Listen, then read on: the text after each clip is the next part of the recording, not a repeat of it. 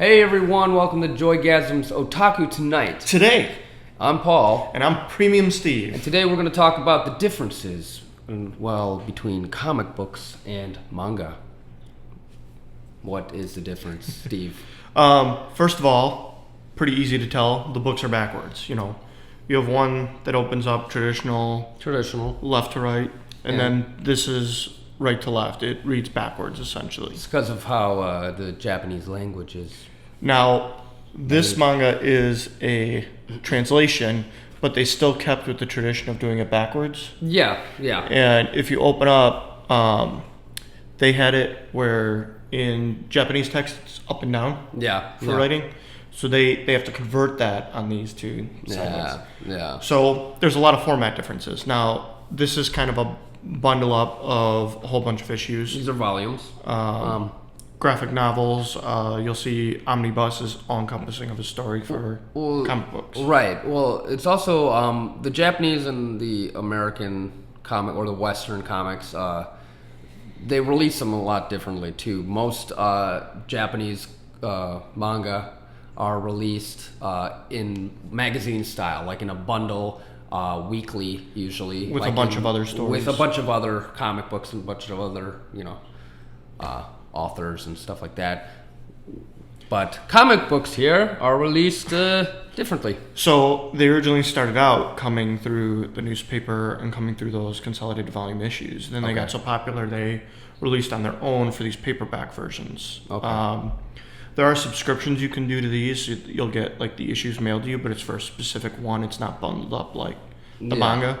So these you still get the single volumes, and then you can get consolidated ones, which are a little bit nicer. They'll either come in hardcover or softcover. Yeah. And they'll have a few volumes around a story. I always prefer just getting the volumes, like big books, because these take 15 minutes, 20 minutes to read or something, depending on how much action. Well, Bleach usually takes like 10 minutes to read a volume because there's no talking in Bleach ever. Yeah. And most comic books, though, are a lot more extensive in dialogue, I've noticed. It depends on the author. Some of them can be fairly light and a lot of visualization. Other ones are fairly conversation intensive, like a lot of the DC Vertigo or two issuers. They tend to have a lot more dialogues in theirs. You get famous people that become authors that write such good stories for the comic books. Because with comic books, you have author illustrator. They do one and the other. Right. Usually, but in manga, I mean, it's not rare to have the author and artist. There's a lot of manga out there that have artist and author, like for instance, Death Note is one of those where there's an author and an artist. I forgot the name of the artist or author, but there's a lot more. But usually it's all one person. Well, not one person really, because usually they have a team of assistants that will do line work or draw the backgrounds or anything like that. It's probably a tougher work environment in the Japanese world of manga. Yeah, now I know that they still stick to strong traditions about drafting. So a lot of this is computer-aided design now, where they help draw the pictures and fill it up with... Oh, I didn't know. So yeah, you'll draw on a digital pad. Some of that is still pen and paper. Yeah. Or pencil and paper. Yeah. And the format for those is 98% black and white. Mm-hmm. They'll run a special color cover or a special color or a few pages. Yeah. Not like American comic books, which are all color all the time. The only place they weren't ever color was the funny pages in the newspaper. The funnies. But then they colored those on the Sunday edition.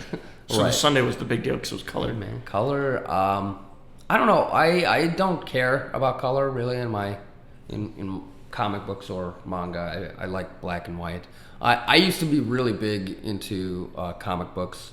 I read a lot of Image comic books. What was that? I read a lot of Spawn and that Green Dragon. What was that guy? You remember that guy? What was that guy? He's the dragon dude. He's a big police officer, and he had this Maybe I was reading weird comic books, but Someone may know if you know. I love comics before, and I would collect a lot of them. I mean, I usually would buy the 50-cent ones at the comic book store. I did the subscription. So back to date myself in the 80s, you had your Silver Age of comics running through there. They had subscriptions for everything. So I had signed up for a few. I had G.I. Joe, and then I had Ninja Turtles. Ninja Turtle. Oh, I did. I had a Ninja Turtle comic book. So I had subscriptions for those, and they'd send them to your house every month or every week. That's cool. I never had. Yeah. Or you go to your local comic book shop and find it. I mean, I loved going to my local comic book shop and just that was my perusing the aisles and finding out what was new. Right, that was one of my favorite things to do, like after school or anything like that. Those are getting harder and harder to find, but now comic book shops do often carry manga also. Most do. A smaller selection, but they're locally owned, so support them. They'll get in what you want if you're willing to give them the business. But you're usually able to find a lot more manga if you just go to Barnes and Noble. I mean, yeah, but I'm for the mom and pop shop. Mom and pop comic book shops. Yeah, they're so they'll carry it if you want it, and especially if you're a regular customer, you can build a good rapport with them. Yeah, and they'll even get stuff in right away. Whereas if you go to a Barnes and Noble and you want something, they say there has to be enough demand for it. They don't care for. They'll order it though. They'll order things in for you if you want it. If it's in their supply. Right. Yeah. But what I was saying is that I used to love comic books. I kind of stopped reading them though, and I kind of made my way towards this spectrum right here, the manga area. And the big reason for that kind of shift is that I felt like comic books, especially superhero comic books, are way too hard to keep up with. Because they are very complicated. So something that happened late in the golden age and it got picked up in the silver age. Now these are eras of comics, through the 50s and then through the 70s and 80s. Those are two big eras. Okay. Golden age was the most popular. Comic books were at their all-time high. Silver age was the second resurgence of popularity. What would you think now, comic book wise? I think the popularity is getting back because Marvel is just making. I think because of the movies you are, but I'm not sure how many people are picking up the issues. But it's definitely a different style. Whereas those were driven purely by comic books and the stories. This is more driven by new media. Right. So I'm not quite sure yet. Usually those get named after, I don't know, maybe platinum. Yeah. Age of comic books. The platinum age of comic books. Bronze. Where every comic book has become a movie. Yeah. Right? So on that, where they're so complicated to follow, this is a good example of that. Is that the Avengers? Yeah. So they started doing all these individual series, and then you had multiple people doing multiple series. So you had Spider-Man, the Amazing Spider-Man, Spider-Man and his friends. Yeah. Spider-Man and Mary Jane. Yeah. I remember that. You had a whole bunch of series of these Spider-Mans running. Well, then they do big events, and Avengers was done back in the Golden Age. You first had your team up of superheroes. It actually started with Justice League. Oh, right. Okay. Or Justice Society. Can't remember which one. But what about the Super Friends? Yeah. Around that was when you had your first team up, and then everybody started doing it. Well, then, after you had your team ups of all these different comic book heroes in one comic book, which was awesome at the time, got a little out of hand. Then they started having events. Then you started ending up with multiple dimensions and multiple worlds, because across all these, they try to tie them together as one world. Right. So you'll hear MCU, Marvel Cinematic Universe, is what they talk about for all the movies. Yeah. You have that for the comic book universe, for Marvel, for DC. They try and tie all their stuff in the same world. See, I really don't think, to me, that's not necessary. What makes something, for me, very exciting and great is something just that has a good story, a good world, and it just good characters. I like my comics and my manga, especially I like my movies. Just I don't need sequel and sequel and sequel and more and more and more. I just want one good run. That's why, like in anime, like some of the best animes out there are the ones that don't go on forever and aren't the ones that, don't have billions of episodes or spin-offs of anything like that. Like to me, Cowboy Bebop is like one of the best animes ever. Now the other big difference is, so these translates to movies, they translate to animations, cartoons on TV. They don't translate directly, though, back to the comic books. They do their own stories with television, with movies, with cartoons. Yeah. So they don't tie those together, really. They each have their own stories that they follow in their own universe. Manga, on the other hand, they tend to follow, for the animation, what's in the comic, or what's in the manga. Right. At least loosely based. Well, right. The anime usually, if it's a popular manga, they usually come out with the anime, and then a lot of times the anime will like catch up to the manga or surpass it because the manga's not even finished. Because these take a lot more, longer to come out with than the anime. So then you have filler, and then dreaded word. The dreaded word filler episode. They're horrible. So I mean that I see is kind of a problem too. Like in the anime and manga world is they're just trying to put these out way too fast. I would prefer for something just I would gladly wait for something to become an anime if they just finish the manga and then come out with an anime then that's you have another one good that follows it really well. Yeah, then you have the other side besides filler where they're trying to slow down and keep up with it. Right. You have the other one where they catch up to a certain point and then they just make their own story to finish it. Right, yeah. Soul Eater is one like that. Okay, yeah, I know Bleach ended, the anime ended, but the manga's still going. Yes. And then also Blue Exorcist ended, and the manga's still going. And when you have this kind of situation where that happens, you really have really bad anime endings. Soul Eater was kind of garbage ending. Blue Exorcist was another garbage ending. And when that happens, usually they're like, what do we do? Oh, we're going to reboot this series again and follow it closer to the manga. Yeah, and that's most of the time because they're not taking time to write the ends of those. They get halfway through their project, which animes are known as projects for each iteration that they do. Yeah. They get towards the end of their project and they come to that line of, oh, well, we have to pump these out and the manga isn't going to catch up. Right. We have to write our story in a week. Yeah. So they start writing all these plots and finishing it and closing everything up really quickly. They don't take time for quality of work. And usually the manga author isn't involved at that point. Right. They really don't have any input, which has been good for a lot of the Marvel movies, is you have fans that are making that, that give nods to the original stuff but take their own stories. So sometimes I wish the manga would just take its own story and there'd be a lot more derivatives than what there are to kind of see a different aspect of it. But I also like that, I'm torn as a fan, I also like that it follows so closely because it's cool to see that world brought to a new dimension. Right, exactly.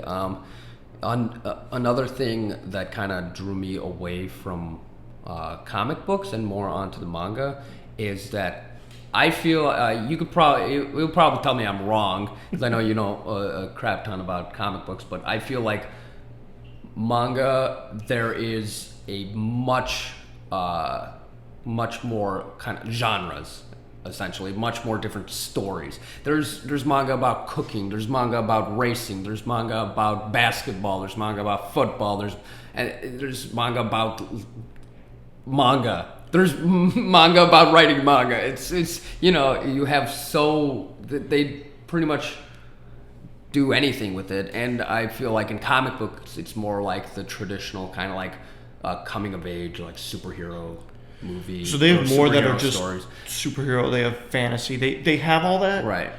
But I think the thing in common with them is there are bad ones of both. Yeah. There are really bad ones. Of course.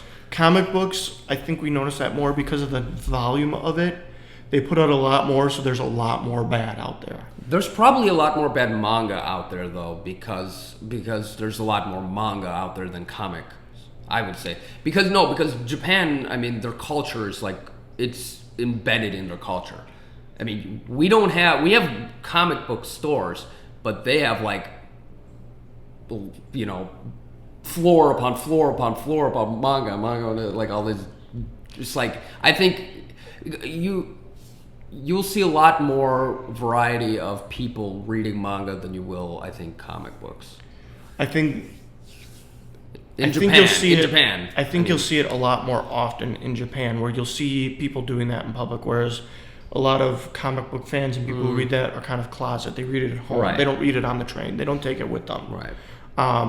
And that's kind of the idea of the concise, small packaging of those series, is that Japanese want things compact that they can take with them, something tiny. The comic book format doesn't work, so it has to be redone for the Eastern culture. Now, with all your spin-offs for comic books, they're notorious for it spinning off of one character. No. So you get Robin getting his own comic book because he's so popular in the Batman series. Right. Catwoman getting her own because she's a popular villain. Even villain sidekicks like Harley Quinn getting a popular series of their own. So you get all these branches off of all these series running on their own. Manga's not without that fault. It's true. I mean, Naruto did get a spin-off with Rock Lee.